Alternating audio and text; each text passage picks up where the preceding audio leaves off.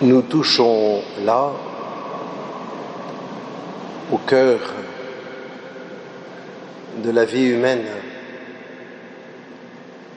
Nous sommes nés de l'amour, nous sommes chacun un fruit de l'amour de Dieu, chaque être humain, dès sa conception.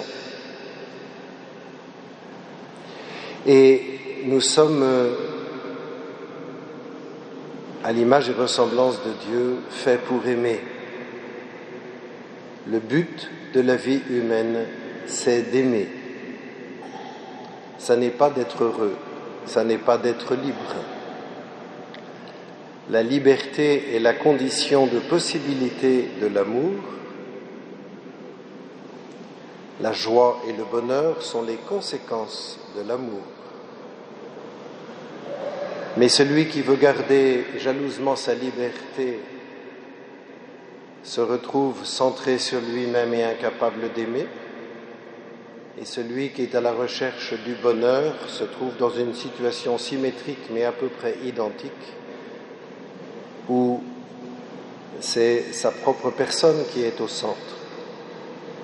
Seul l'amour peut nous décentrer et nous faire connaître la joie du don de nous-mêmes. Les deux grands commandements que nous avons entendus dans cet évangile viennent tous les deux de la Torah, de la loi. Le premier, nous l'avons entendu dans la première lecture, est dans le livre du Deutéronome, au chapitre 6, au début du chapitre 6. Tu aimeras le Seigneur ton Dieu de tout ton cœur, de toute ton âme, de toute ta force, car le Seigneur est unique. Vous le savez peut-être, c'est ce qui est écrit sur des petits rouleaux que nos frères juifs inscrivent sur le montant de leur maison, de la porte de la maison, ou que dans la prière, ils portent sur le front ou à leurs mains. Le deuxième commandement, tu aimeras ton prochain comme toi-même, vient du livre du Lévitique, au chapitre 19, verset 18.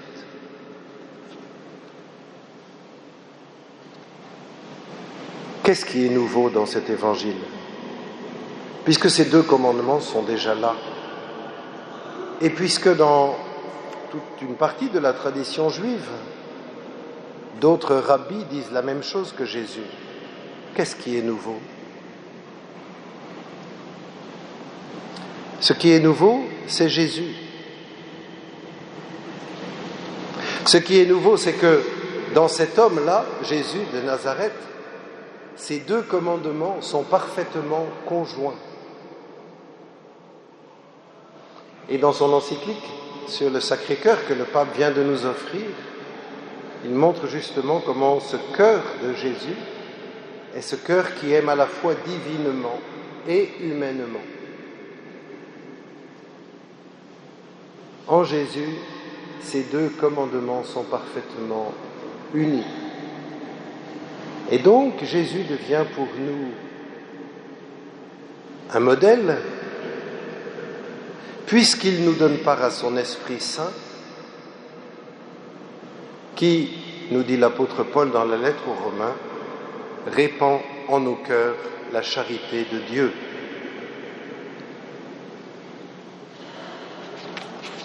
Nous sommes faits pour aimer. La première question que je me pose et que je nous pose, c'est est-ce que vraiment j'aime Dieu ?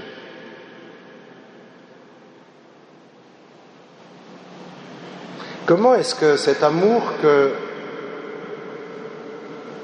j'ai ou que je prétends avoir pour Dieu, comment est-ce que cet amour se manifeste dans ma vie ? Est-ce que je le lui dis dans ma prière ? Mon Dieu, je t'aime. Est-ce que je lui demande que cet amour grandisse ? Donne-moi de t'aimer. Apprends-moi à t'aimer davantage. Mais comme Dieu, personne ne l'a jamais vu, il n'est pas facile d'aimer Dieu. Aussi, nous le savons, le Fils unique qui est tourné vers le sein du Père nous l'a fait connaître. Qui me voit, dit Jésus à Philippe, qui me voit, voit le Père. Pour que nous puissions progresser dans cet amour de Dieu, Dieu se donne à voir en Jésus de manière très mystérieuse. Et il s'agit alors de contempler Jésus. Sainte Thérèse d'Avila insiste beaucoup sur l'humanité de Jésus, comme le lieu où nous est révélé le mystère de Dieu. Est-ce que j'aime Jésus? Comment est-ce que cet amour pour Jésus se manifeste? Nous le savons, Sainte Thérèse est une amoureuse de Jésus. Aimer Jésus et le faire aimer revient régulièrement sous sa plume. Dans sa conversion, dans sa complète conversion, dit-elle, lorsqu'elle va avoir 14 ans, à la maison des Buissonnets, la nuit de Noël 1886, Thérèse dit « La charité est entrée dans mon cœur ».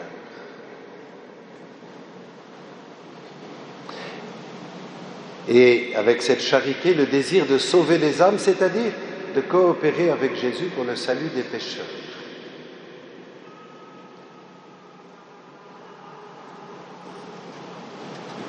Presque 9 ans plus tard, le 9 juin 1995, Thérèse va avoir cette intuition dans la fête de la Sainte Trinité de s'offrir à l'amour miséricordieux de Dieu, de s'offrir comme victime d'Holocauste, dit-elle, à l'amour miséricordieux. Et en relisant cet événement, elle dit comment son cœur encore s'est dilaté dans l'amour de Dieu. Un peu plus d'un an après, le 8 septembre 1996, elle laisse jaillir dans ce qu'on appelle maintenant le manuscrit B, cette grande prière amoureuse à Jésus où elle découvre sa vocation. Elle découvre « Ma vocation, enfin, je l'ai trouvée ». Elle est rentrée au Carmel le 9 avril 1988 et c'est le 8 septembre 1996, donc 8 ans plus tard, qu'elle dit « Ma vocation, enfin, je l'ai trouvée. Dans le cœur de l'Église, ma mère, je serai l'amour ».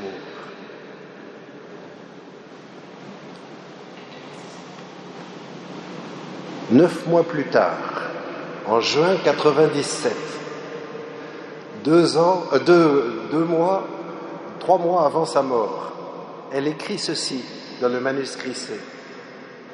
« Cette année, ma mère chérie, donc en 1997, cette année, ma mère chérie, le bon Dieu m'a fait comprendre ce que c'est que la charité.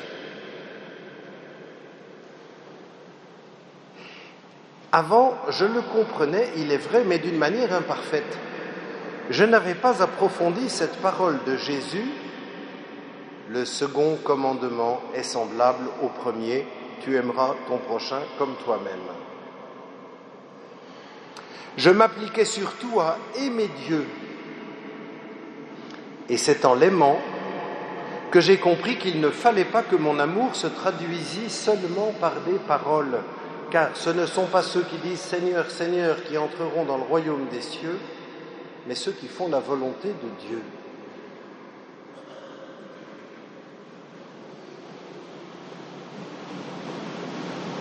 Extraordinaire de voir ce chemin qu'il faut pour conduire Thérèse à dire « Cette année, Dieu m'a fait comprendre ce qu'est la charité ». Et je souligne cela pour que nous soyons chacun encouragés. Peut-être que nous n'avons pas encore tout découvert et que Dieu ne nous a pas encore fait tout percevoir. Un peu plus loin, Thérèse continue. Jésus a dit « Il n'y a pas de plus grand amour que de donner sa vie pour ceux qu'on aime ». Mère bien-aimée, en méditant ces paroles de Jésus, j'ai compris combien mon amour pour mes sœurs était imparfait. J'ai vu que je ne les aimais pas comme le bon Dieu les aime. Ah, je comprends maintenant que la charité parfaite consiste à supporter les défauts des autres, à ne point s'étonner de leurs faiblesses, à s'édifier des plus petits actes de vertu qu'on leur voit pratiquer.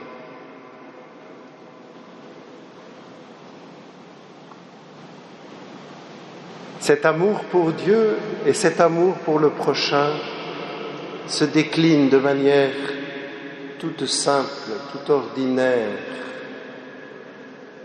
dans l'ordinaire des relations humaines. L'amour pour Dieu grandit notamment dans la prière silencieuse. Lorsque je choisis de rester là dans le silence, devant rien, mais dans la foi, dans cette certitude du cœur que Dieu est bien présent, avant même que je me rende présent à sa présence, et que je demande à l'Esprit Saint de faire grandir en mon cœur cet amour pour Dieu. L'amour pour le prochain n'est pas d'abord un grand élan du cœur. L'amour se met dans les actes très concrets de la vie quotidienne. Je disais, en Jésus, l'accomplissement de ces deux amours est complètement unifié. C'est d'un même mouvement que Jésus aime son Père et s'offre à lui, nous aime et s'offre à nous. Dans un même mouvement. Si bien que son commandement nouveau, qui est le seul commandement nouveau de l'Évangile, tous les autres, nous pouvons les retrouver dans la première alliance. Le seul commandement nouveau, c'est aimez-vous les uns les autres, comme je vous ai aimé. On peut se dire, oui, mais Dieu aime, mais il est tellement grand. Oui, mais Jésus, il est en tout semblable à nous, à l'exception du péché. Donc nous pouvons aimer comme Jésus, et c'est pour cela que nous relisons sans cesse les évangiles, pour voir comment Jésus aime. Et c'est pour cela que nous cherchons à imiter Jésus, à faire comme lui. Et qu'il y a cette bonne question que nous pouvons nous poser régulièrement, qu'est-ce que Jésus ferait à ma place ? En demandant à l'Esprit Saint de nous faire trouver la bonne réponse. Un peu plus loin dans ce même manuscrit C, Thérèse continue. Lorsque Jésus fit à ses apôtres un commandement nouveau, son commandement à lui, comme il le dit plus loin, ce n'est pas d'aimer le prochain comme soi-même qu'il parle, mais de l'aimer comme lui, Jésus, l'a aimé, comme il l'aimera jusqu'à la consommation des siècles. Ah Seigneur, je sais que vous ne commandez rien d'impossible. Vous connaissez mieux que moi ma faiblesse, mon imperfection. Vous savez que jamais je ne pourrais aimer mes sœurs comme vous les aimez si vous-même, ô mon Jésus, ne les aimiez encore en moi. C'est parce que vous vouliez m'accorder cette grâce que vous avez fait un commandement nouveau. Oh, que je l'aime, ce commandement. Oh, que je l'aime, puisqu'il me donne l'assurance que votre volonté est d'aimer en moi tous ceux que vous me commandez d'aimer.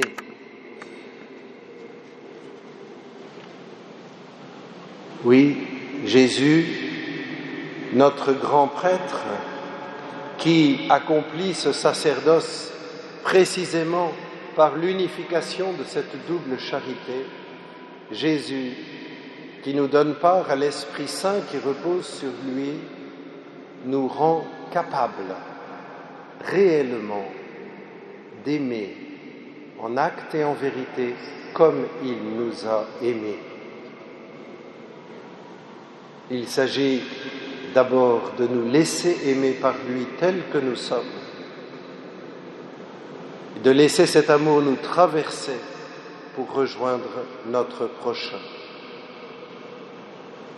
Désirons fortement pouvoir prononcer au jour de notre mort les mêmes paroles par lesquelles Thérèse a terminé sa vie. En regardant son crucifix, elle s'est écriée dans ces dernières paroles qui sont inscrites dans la mosaïque au fond de la crypte. « Oh, je l'aime, mon Dieu, je vous aime. Amen. »